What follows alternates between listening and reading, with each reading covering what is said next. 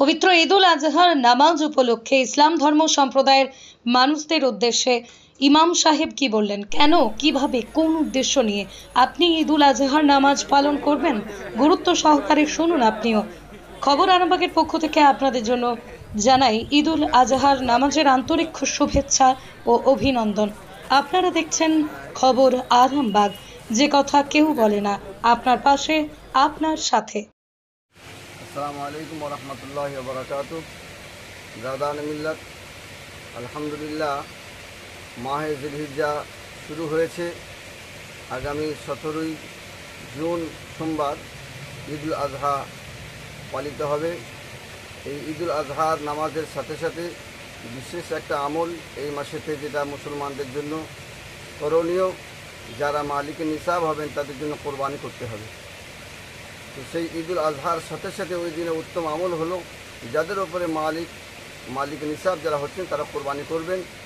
তো এই কোরবানি করতে গিয়ে যাতে করে কোনো রকমের প্রতিবেশী লোকজনদের কোনো রকমের সমস্যা না হয় সেদিকে পূর্ণ খেয়াল রাখবেন।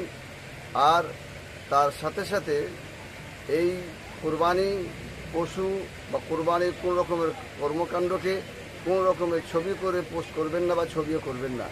ছবি করার কোনো রকমের কোনো প্রয়োজন নেই, কোনো রকমভাবে প্রচারের দিকে যাওয়ার কোনো প্রয়োজন নেই, যাতে করে অন্যের কোনো অসুবিধা না হয় এদিকে খেয়াল রাখতে হবে। ধর্মীয় এই কর্মকাণ্ড, যেটাকে আমরা ইবাদত বলি, চাই সে নামাজ হোক আর কোরবানি হোক, যে কোনো রকমের কাজ হোক, এগুলো আল্লাহর সন্তুষ্টির উদ্দেশ্যেই আমাদের করতে হবে।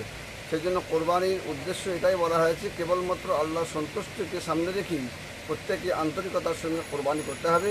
লোক দেখানো কোনো রকমের উদ্দেশ্য করলে কোরবানি হবে না।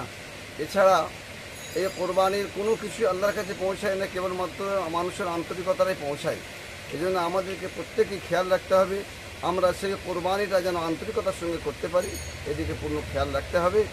আর তার সাথে সাথে প্রতিবেশী যারা আমরা সকলে সম্মিলিতভাবে বিভিন্ন ধর্মের মানুষ, বিভিন্ন গোষ্ঠীর মানুষ একসঙ্গে আমরা বসবাস করি, কারোর যেন কোনো রকমের কষ্ট না হয়, অসুবিধা না হয়। কারণ শরীয়ত এটাই শিক্ষা দিয়েছে যে তোমার কর্মকাণ্ডের মাধ্যমে অন্য কেউ যেন কোনো রকম কষ্ট না পায়। যদি কষ্ট পায় তাহলে তুমি পরিপূর্ণ মুমিন মুসলমান হতে পারলে না। সেজন্য আমরা আমাদের ইবাদতের মাধ্যমে মানুষকে আমি একজন ঈমানওয়ালা মুমিন মুসলমানের পরিচয়টা দেব। সে যেন আমার এই কর্মকাণ্ড দেখে ইসলামের দিকে, ইসলামের আদর্শকে তারা মেনে নিতে বাধ্য হয়, বা তারা এই ইসলামের কর্মকাণ্ডকে দেখে সকলেই খুশি হন। এটা আমাদের প্রত্যেকের লক্ষ্য থাকবে। সেজন্য প্রত্যেকেই আমি এই ঈদুল আজহার প্রত্যেকেই মুবারকবাদ জানিয়ে এবং ঈদের সাথে সাথে কোরবানির প্রত্যেকে আমি এই কথাই স্মরণ করিয়ে দিই। আরামবাগ মাদ্রাসা আমিনা ইসলামিয়ার পক্ষ থেকে এবং আরামবাগ জমিয়ত উলামা হিন্দের পক্ষ থেকে আমি মনিরুদ্দিন এই কথা আপনাদের প্রত্যেকের কাছে রাখলাম। সকলেই বিশেষভাবে এই কোরবানির কথাটা মাথায় রেখে কাজ করবেন।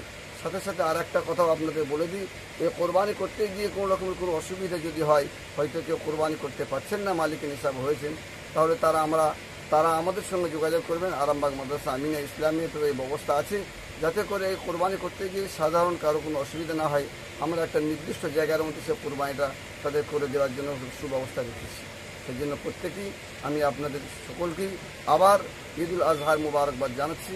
আমার সঙ্গে আমাদের মৌলানা ইসহাক ভাই সাহেব আছেন এবং সাথে আমাদের মাস্টার সাহেবও আছেন। সেই জন্য প্রত্যেকেই আমরা সম্মিলিতভাবে আপনাদেরকে জমিয়ত উলামা হিন্দ এবং সাথে সাথে জমিয়ত উলামা বাংলা আসাম এবং আরামবাগ মাদ্রাসা আমিনা ইসলামিয়ার পক্ষ থেকে সকলকে ঈদুল আজহার মুবারকবাদ জানিয়ে সংক্ষিপ্ত দু একটি কথা আপনাদের সামনে রাখলাম।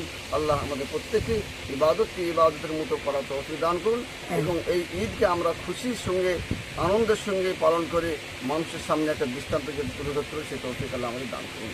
আসসালামু আলাইকুম ওয়া রাহমাতুল্লাহি ওয়া বারাকাতুহু। মালিকের নিসাব মানে যার ধনদৌলত আছে, সেই ধনদৌলত টাকা পয়সা মানে সমস্ত কিছু করার পরে তারপরে যে অর্থটা, সেই অর্থ কত পরিমাণ আজকের বাজারে?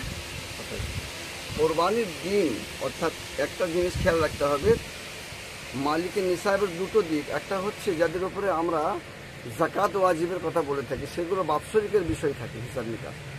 কোরবানির জন্য যে মালিকের নিসাবের কথা বলা হয়েছে, সেই মালিকের নিসাবটা হচ্ছে যে কোরবানির 3 দিন 10, 11 এবং 12 এই 3 দিনের মধ্যে যদি 52.5 ভরির উপর সমতুল্য তার কাছে মূল্য বা সেই পরিমাণ উদ্বৃত্ত মাল তার কাছে থাকে, তাহলে তার উপরে কোরবানি করা ওয়াজিব।